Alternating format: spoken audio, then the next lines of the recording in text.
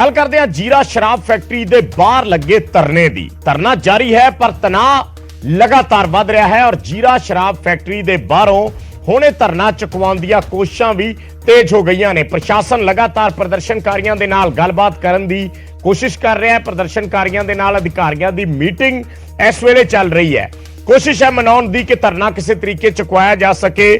हवाला दिता जा रहा है पंजाब हरियाणा हाई कोर्ट के हुक्मां दा, क्योंकि पिछले दिनी सरकार नूं वड्डा जुर्माना हाईकोर्ट वालों लाया गया है। सो फैक्ट्री के बाहर भारी पुलिस बल तैनात है।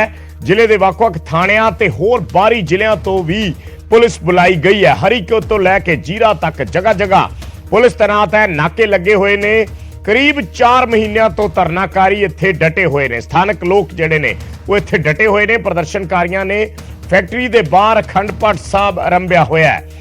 प्रशासन की लगातार कोशिश है इस धरने नूं चुकवाउण दी, पर हाले तक प्रशासन अपनी इस कोशिश च कामयाब नहीं हो सकिया। अज मीटिंग चल रही है। वख-वख जिहड़े होर संस्थावां दे नुमाइंदे ने, होर संस्थावां दे नाल जुड़े लोक ने, वो भी इस धरने नूं, इस प्रदर्शन नूं सपोर्ट करन दे लई उत्थे एक एक करके पहुंच रहे ने। सो प्रशासन वालों तैयारियां भी पूरीआं कीतीआं गईआं ने। कई बार तैयारियां देख के लगदा है कि प्रशासन अगर लोग नहीं मन्ने तो बल प्रयोग भी कर सकता है, पर हाले तक ऐसी नौबत नहीं आई। प्रशासन दी कोशिशां ने कि धरनाकारियों नूं, प्रदर्शनकारियों नूं मनाया जा सके, गलबात के जरिए ही इस मामले नूं हल किया जा सके। सो साडे सहयोगी राजीव शर्मा लाइव स्पॉट तो साडे नाल जुड़े हुए ने। गलबात करते हैं। राजीव, 2 दिनों तो तुसीं देख रहे हो उत्थे कि प्रशासन पूरी कोशिश दे विच है। हालांकि जो पूरा अमला फैला नजर आ रहा है उसनूं देख के ये लगता है कि जे प्रशासन नूं ना लोकां नूं मना सकिया या ना गलबात हुई तो फिर बल प्रयोग भी किया जा सकता है। पर फिलहाल कोशिश ही ने कि गलबात नाल ही मसले का हल कढ लिया जाए। सो की इस वेले ग्राउंड ते चल रहा है? जी देखो विजय, सब तो पहला तो मैं अपडेट करना चाहना कि इस वेले जिहड़े उत्थों दी 21 मैंबरी कमेटी है उन्हां आगूआं नूं जो जीरा दा प्रबंधकी कंपलैक्स है उत्थे बुलाया गया और इस वेले प्रशासनिक ते पुलिस अधिकारी जिहड़े ने उन्हां दे नाल मीटिंग कर रहे ने। पर जिस जगह ते मैं मौजूद हाँ इत्थों एक ऐसी तस्वीर असीं दिखाउण दी कोशिश करन लगे, क्योंकि जिद्दां सवेर तो जिक्र कर रहे हैं कि हरीके तो लैके जीरा दी जिहड़ी वो फैक्ट्री है उत्थों तक इन्नी कि ज्यादा पुलिस तैनात कर दित्ती गई है कि भावें पुलिस बल का प्रयोग करे या ना करे, भावें हाई कोर्ट के आदेशों का हवाला दिता जा रहा है, पर आम लोग किते ना किते ये प्रबंध वेख के हैरान भी ने और पुलिस अते सरकार दी इस कारगुजारी ते किते ना किते सवाल भी खड़े करते होणगे। तो मैं इस वेले उस फैक्ट्री तो करीब 6-7 किलोमीटर की दूरी ते है, तो तुसीं प्रबंध देख सकते हो कि किस तरीके दे नाल पूरे पंजाब के कई जिलियां तो जिहड़ी पुलिस फोर्स है वो इत्थे तैनात की गई है। तो उस इलाके नूं भी छाउणी दे विच तब्दील किया गया। तो ये असीं कह सकते हैं कि पुलिस दे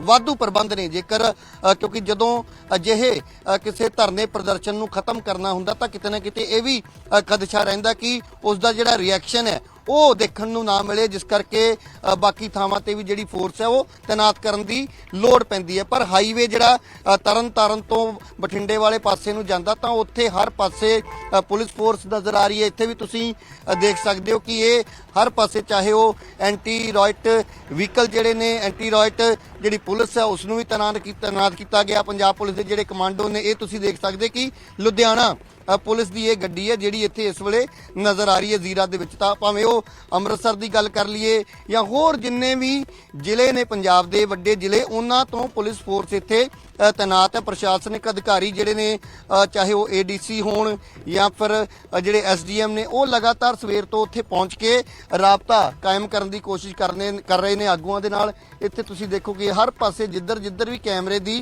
नज़र जा रही है हर पासे तुहानूं पुलिस दीयां गड्डियां नज़र आउणगीਆਂ। ਤਾਂ ਹੁਣ उस पासे चलते हैं जो थाना सदर जिथे कि उन्हां आगूआं नूं कुछ देर पहला जिहड़े ADC ने इत्थों दे वो पहुँचते हैं, उन्हां वल्लों आगूआं दे नाल गलबात करके उन्हां नूं मीटिंग दे लई मनाया जांदा। कि हालांकि कुछ लोग उत्थे विरोध भी जरूर करते नज़र आए कि असीं किसी तरह की सरकार दे नाल कोई गलबात ਨਹੀਂ ਕਰਾਂਗੇ। ਤਾਂ ਇੱਥੇ ਵਿਜੇ ਇੱਕ ਇਹ ਬਹੁਤ ਜਾਣਨਾ ਜ਼ਰੂਰੀ ਹੈ ਕਿ ਜਿਹੜੀਆਂ ਜਥੇਬੰਦੀਆਂ ਨੇ ਜਾਂ ਜਿਹੜੇ ਸਥਾਨਕ ਲੋਕ ਵਿਰੋਧ ਕਰ ਰਹੇ ਨੇ ਉਹਨਾਂ ਦਾ ਇੱਕੋ ਇੱਕ ਕਹਿਣਾ ਕਿ ਅਸੀਂ ਜਿਹੜੀ ਮੰਗ ਸਾਡੀ ਹੈ ਕਿ ਉਸ ਫੈਕਟਰੀ ਨੂੰ ਬੰਦ ਕੀਤਾ ਜਾਵੇ। ਹਾਲਾਂਕਿ ਉਹ ਵੀ ਸਰਕਾਰ ਦੇ ਲਈ ਇੱਕ ਬਹੁਤ ਵੱਡੀ ਦਿੱਕਤ ਬਣੀ ਹੋਈ ਹੈ। ਇੱਕ ਪਾਸੇ ਹਾਈ ਕੋਰਟ ਵੱਲੋਂ ਸਰਕਾਰ ਨੂੰ ਕਰੋੜਾਂ ਰੁਪਈਆ ਜਿਹੜਾ ਹਰਜਾਨਾ ਭਰਨ ਦੇ ਲਈ ਕਿਹਾ ਗਿਆ, ਦੂਸਰੇ ਪਾਸੇ ਇਹ ਆਦੇਸ਼ ਦਿੱਤੇ ਗਏ ਨੇ ਕਿ ਉਸ ਧਰਨੇ ਨੂੰ ਉੱਥੋਂ ਹਟਾਇਆ ਜਾਵੇ। ਤਾਂ ਇਹ ਥਾਣਾ ਸਦਰ ਦੀ ਤਸਵੀਰ ਹੈ ਜਿੱਥੇ ਇਸ ਵੇਲੇ ਜਿਹੜੇ ਸੀਨੀਅਰ ਪੁਲਿਸ ਅਧਿਕਾਰੀ ਨੇ, ADC ਜਿਹੜੇ ਨੇ, ਉਹ ਵੀ ਲਗਾਤਾਰ ਸਵੇਰ ਤੋਂ ਹੀ ਉਸ ਧਰਨੇ ਵਾਲੀ ਥਾਂ ਤੇ ਪਹੁੰਚੇ ਹੋਏ ਸੀ। ਤਾਂ ਇਸ ਵੇਲੇ ਮੀਟਿੰਗ ਜਿਹੜੀ ਹੈ ਉਹ ਜਾਰੀ ਹੈ। ਤਾਂ ਮੀਟਿੰਗ ਦਾ ਕੀ ਸਿੱਟਾ ਨਿਕਲਦਾ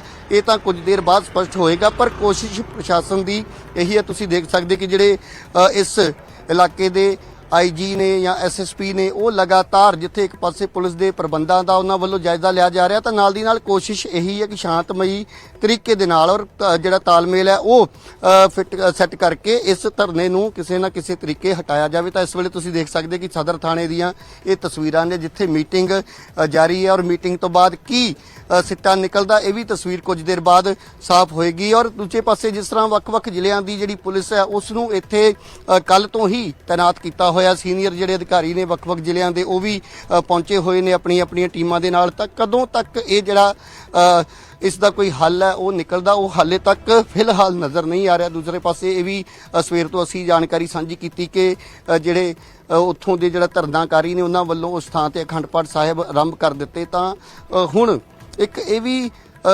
ਜਿਹੜੀ ਅਸੀਂ ਕਹਿ ਸਕਦੇ ਹਾਂ ਕਿ ਪੁਲਿਸ ਦੇ ਲਈ ਬਹੁਤ ਵੱਡੀ ਚੁਣੌਤੀ ਹੈ ਕਿ ਜੇਕਰ ਉਸ ਅਖੰਡ ਪਾਠ ਸਾਹਿਬ ਦੇ ਵਿੱਚ ਕਿਸੇ ਤਰ੍ਹਾਂ ਦਾ ਕੋਈ ਵਿਘਨ ਪੈਂਦਾ ਤਾਂ ਉਹਦੇ ਲਈ ਵੀ ਪੁਲਿਸ ਪ੍ਰਸ਼ਾਸਨ ਦੇ ਲਈ ਕੋਈ ਨਾ ਕੋਈ ਦਿੱਕਤ ਜਿਹੜੀ ਹੈ ਉਹ ਖੜੀ ਹੋ ਸਕਦੀ ਹੈ। ਤਾਂ ਸਾਰੇ ਅਸੀਂ ਜਿਹੜੀ ਕਹਿ ਸਕਦੇ ਕਿ ਪਹਿਲੂਆਂ ਨੂੰ ਧਿਆਨ ਦੇ ਵਿੱਚ ਰੱਖਦਿਆਂ ਹੋਇਆਂ ਹੀ ਜਿਹੜੀ ਕਾਰਵਾਈ ਹੈ ਉਹ ਅਮਲ ਦੇ ਵਿੱਚ ਲਿਆਉਣ ਦੀ ਕੋਸ਼ਿਸ਼ ਕੀਤੀ ਜਾ ਰਹੀ ਹੈ। ਤਾਂ ਮੀਟਿੰਗ ਦੀਆਂ ਤਸਵੀਰਾਂ ਤੁਸੀਂ ਦੇਖ ਸਕਦੇ ਹੋ ਕਿ ਇਸ ਵੇਲੇ ਮੀਟਿੰਗ ਜਾਰੀ ਹੈ ਸੀਨੀਅਰ ਅਧਿਕਾਰੀਆਂ ਦੇ ਨਾਲ, ਔਰ ਕਦੋਂ ਤੱਕ ਇਹ ਮੀਟਿੰਗ ਚੱਲਦੀ ਹੈ ਉਸ ਤੋਂ ਬਾਅਦ ਕੀ ਸਿੱਟਾ ਨਿਕਲਦਾ ਕੁਝ ਦੇਰ ਬਾਅਦ ਸਥਿਤੀ ਜਿਹੜੀ ਉਹ ਸਪਸ਼ਟ ਹੋਏਗੀ। ਪਰ ਫਿਲਹਾਲ ਸਥਿਤੀ ਜਿਹੜੀ ਉਹ ਤਣਾਅ ਵਾਲੀ ਜ਼ਰੂਰ ਬਣੀ ਹੋਈ ਹੈ। ਜੀ ਵਿਜੇ।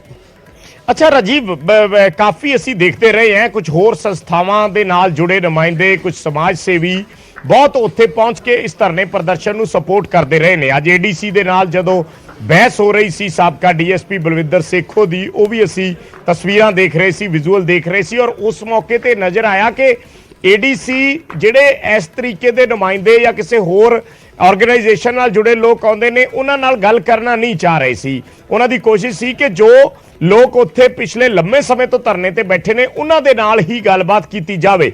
ਸੋ ਇਹ ਜਿਹੜੀ ਮੀਟਿੰਗ ਚੱਲ ਰਹੀ ਹੈ ਕਿ ਇਹਦੇ ਵਿੱਚ ਉਹੀ ਲੋਕ ਨੇ ਜੋ ਪਹਿਲੇ ਦਿਨ ਤੋਂ ਧਰਨੇ 'ਚ ਬੈਠੇ ਨੇ ਜਾਂ ਇਹਨਾਂ 'ਚ ਵੀ ਕੁਝ ਨਵੇਂ ਸ਼ਾਮਿਲ ਹੋਏ ਨੇ?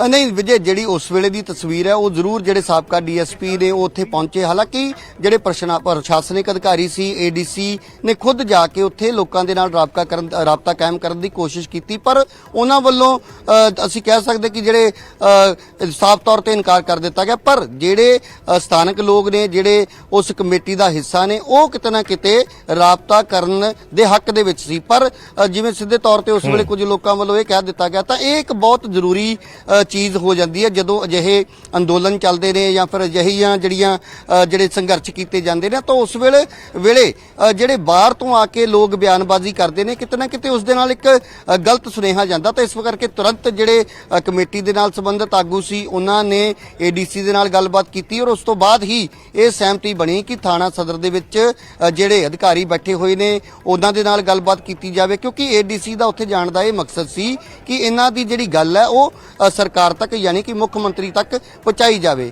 ਤਾਂ ਸਿੱਧੇ ਤੌਰ ਤੇ ਮੁੱਖ ਮੰਤਰੀ ਦੇ ਨਾਲ ਹੀ ਹੁਣ ਇੱਥੇ ਜੋ ਵੀ ਗੱਲਬਾਤ ਹੋ ਰਹੀ ਹੈ ਉਸ ਤੋਂ ਬਾਅਦ ਇਹ ਸਾਰਾ ਜੋ ਵੀ ਇਹਨਾਂ ਦੀ ਮੰਗਾਂ ਦੀ ਸੂਚੀ ਹੋਏਗੀ ਜਾਂ ਜੋ ਵੀ ਉਹਨਾਂ ਦੇ ਅਸੀਂ ਕਹਿ ਸਕਦੇ ਹਾਂ ਕਿ ਸਰਕਾਰ ਦੇ ਪ੍ਰਤੀ ਨਾਰਾਜ਼ਗੀ ਹੈ ਉਸ ਨੂੰ ਦੂਰ ਕਰਨ ਦੀ ਕੋਸ਼ਿਸ਼ ਦੇ ਵਿੱਚ ਸਾਰੇ ਅਧਿਕਾਰੀ ਲੱਗੇ ਹੋਏ ਨੇ। ਪਰ ਜਿਸ ਤਰ੍ਹਾਂ ਦੇ ਪ੍ਰਬੰਧ ਪੂਰੇ ਜ਼ੀਰਾ ਤੋਂ ਇਲਾਵਾ ਹੋਰ ਆਸ-ਪਾਸ ਦੇ ਜਿਹੜੇ ਜ਼ਿਲ੍ਹੇ ਨੇ ਉੱਥੇ ਨਜ਼ਰ ਆ ਰਹੇ ਨੇ, ਤਾਂ ਉਹਨੂੰ ਲੈ ਕੇ ਕਿਤੇ ਨਾ ਕਿਤੇ ਜਿਹੜੇ ਲੋਕ ਉੱਥੇ ਵੀ ਮੌਜੂਦ ਸੀ ਤਾਂ ਉਹਨਾਂ ਦਾ ਕਹਿਣਾ ਸੀ ਕਿ ਚਾਹੇ ਪੁਲਿਸ ਲਾਠੀਚਾਰਜ ਕਰੇ, ਬਲ ਦਾ ਪ੍ਰਯੋਗ ਕਰੇ, ਪਰ ਸਾਡੀ ਮੰਗ ਜਿਹੜੀ ਪਹਿਲੇ ਦਿਨ ਤੋਂ ਸੀ ਅਸੀਂ ਅੱਜ ਵੀ ਉਸੇ ਤੇ ਕਾਇਮ ਆ। ਤਾਂ ਫੈਕਟਰੀ ਨੂੰ ਬੰਦ ਕਰਵਾਉਣਾ ਜਿਹੜੀ ਮੰਗ ਹੈ ਉਹ ਕਿੰਨੀ ਕੁ ਉਹਨਾਂ ਦੀ ਵਾਜਬ ਹੈ ਜਾਂ ਉਸ ਦੇ ਉੱਤੇ ਸਰਕਾਰ ਕੋਈ ਗੌਰ ਕਰ ਸਕਦੀ ਹੈ, ਇਹ ਤਾਂ ਇਹਦੇ ਪਿੱਛੇ ਵੀ ਕਈ ਜਿਹੜੇ ਕਾਨੂੰਨੀ ਅਸੀਂ ਕਹਿ ਸਕਦੇ ਹਾਂ ਕਿ ਕਈ ਐਸੀਆਂ ਚੀਜ਼ਾਂ ਨੇ ਜਿਨ੍ਹਾਂ ਨੂੰ ਧਿਆਨ ਦੇ ਵਿੱਚ ਰੱਖ ਕੇ ਐਸੇ ਫੈਸਲੇ ਲਏ ਜਾਂਦੇ ਨੇ, ਕਿਉਂਕਿ ਜਿਹੜਾ ਫੈਕਟਰੀ ਦਾ ਮਾਲਕ ਉਹ ਪਹਿਲਾਂ ਹੀ ਕੋਰਟ ਦੇ ਵਿੱਚ ਜਾ ਚੁੱਕਿਆ। ਹਾਈ ਕੋਰਟ ਵੱਲੋਂ ਸਖਤ ਨਿਰਦੇਸ਼ ਜਿਹੜੇ ਨੇ ਉਹ ਸਰਕਾਰ ਨੂੰ ਪਹਿਲਾਂ ਹੀ ਜਾਰੀ ਕੀਤੇ ਜਾ ਚੁੱਕੇ ਨੇ, ਔਰ ਉਹਨਾਂ